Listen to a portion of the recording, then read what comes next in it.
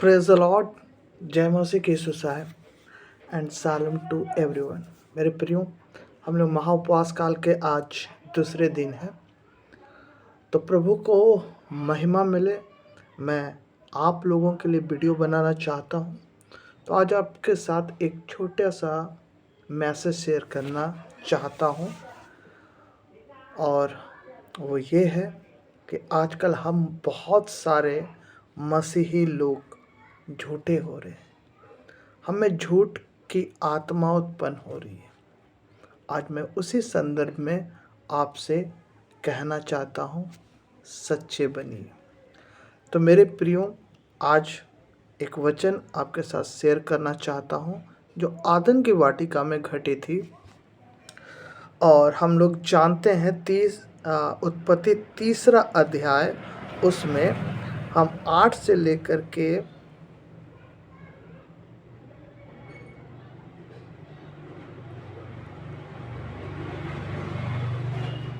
12 पद तक पढ़ेंगे। ये घटना आदम के पाप करने की घटना से रिलेटिव है। उसे आदम की वाटिका से निकाले जाने की घटना है। इसको थोड़ा सा मैं आपको एक्सप्लेन करके बताता हूँ। हम पढ़ते हैं उत्पत्ति 3:8, उसका 8 से 12। तब यहोवा जो ठंडे दिन के ठंडे समय वाटिका में फिरता था का शब्द उसको सुनाई दिया। तब आदम और उसकी पत्नी वाटिका के वृक्षों के बीच यहोवा के परमेश्वर से छिप गए। तब यहोवा परमेश्वर ने पुकार कर आदम से पूछा, तू कहाँ है? उसने कहा, मैं तेरा शब्द बारी में सुनकर डर गया, क्योंकि मैं नंगा था, इसलिए छिप गया। उसने कहा, किसने तुझसे कहा कि तू नंगा है? जिस वृक्ष का फल खाने को मैंने तुझे मना किया था, क्या तूने उसका फल खाया? आदम ने कहा, जिस स्त्री को तूने मेरे संग रहने को दिया है, उसी ने उस वृक्ष का फल मुझे दिया और मैं खाया। मेरे प्रियो, जो घटना आप बहुत मर्तबा पढ़ लिए, बहुत बार सुन लिए, मैं आपको कोई नई बात नहीं बता रहा। मेरे प्रियो, परमेश्वर ने एक ही आज्ञा दी थी उन लोगों को कि तुम भले बुरे के ज्ञान का वृक्ष का फल मत खाना। परमेश्वर की ओर से मनुष्यों को एक आज्ञा थी। लेकिन प्रियो, हम सब जानते हैं कि गलती हुई, आदम से भी गलती हुई। और आदम से जब परमेश्वर ने पूछा, क्या तूने फल खाया?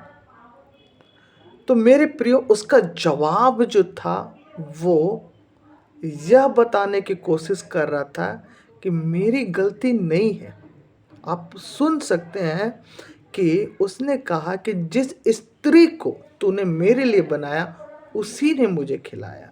ये बोलने का तात्पर्य है कि मैं तो खाना नहीं चाहता था, लेकिन तूने जो मुझे स्त्री दी है, उसने मुझे खाने दिया। भाई, खाया तो वही था, और उसके कारण वो पाप का भागी हुआ, लेकिन कि वो स्वीकार नहीं किया। मेरे प्रियो, मुझे बहुत एक बात अट्रैक्ट करती है कि आदम की बारी से वो निकाला शायद नहीं जाता, वो उस स्वर्ग रूपी आदम की वाटिका से नहीं हटाया जाता अगर वो सच को स्वीकार करता। क्योंकि परमेश्वर जो है, हम जानते परमेश्वर का एक स्वभाव जो अति विलंब से क्रोध करने वाला है। अगर आप इफिसी की पत्री को पढ़ेंगे, इफिसियों की पत्री उसका 2 अध्याय,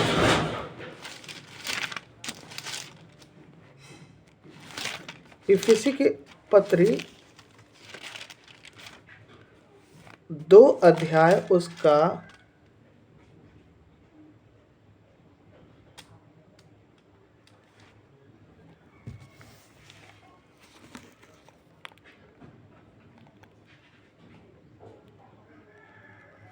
4 पद उसमें ऐसा लिखता है, परंतु परमेश्वर ने जो दया का धनी है, जी हाँ मेरे परमेश्वर जो दया का धनी है, उसने हम पर दया दिखाई। अगर वह उस वक्त मान लेता, स्वीकार कर लेता कि मुझसे गलती हो गई, प्रभु मुझे क्षमा कीजिए, वो दया का धनी परमेश्वर शायद क्रूस पर लटके हुए उस दाहिने ओर जो डाकू था, जिसने अपनी सच्चाई को स्वीकार किया, जो प्रभु से कहा कि प्रभु हम तो अपने किए की सजा पाते हैं, परंतु तूने तो कोई सजा नहीं पाई, तूने तो कोई गलती नहीं की, उसकी सजा पाई। हो सके तो मेरी सुधि लेना। परमेश्वर कहा तो आज ही स्वर्ग लोक में जाएगा। मेरे प्रियो, आज हम मसीह, जब परमेश्वर हमको पूछता है, निको, हे निको, तो पहले मुझसे बहुत प्रेम करता था, 4-4 मर्तबे प्रेयर करता था, बाइबल पढ़ता था, आज क्या हो गया? आज तुझसे वो संगति क्यों नहीं हो पाती है? तो वो बाइबल में वो आनंद क्यों नहीं ले पाता? मैं क्या कहता हूँ, हे प्रभु, पहले मेरे बच्चे नहीं थे, मेरी शादी नहीं हुई थी, मेरी नौकरी नहीं हुई थी। देखिए जो नौकरी जो मुझे मिली आपकी ओर से, मैं कहाँ से समय दूँ आपको? ये जो शादी हुई है, पत्नी को समय देते हुए थक जाता हूँ, मैं कहाँ से आपको समय दूँ? बच्चे हो गए, मैं कहाँ से दूँ?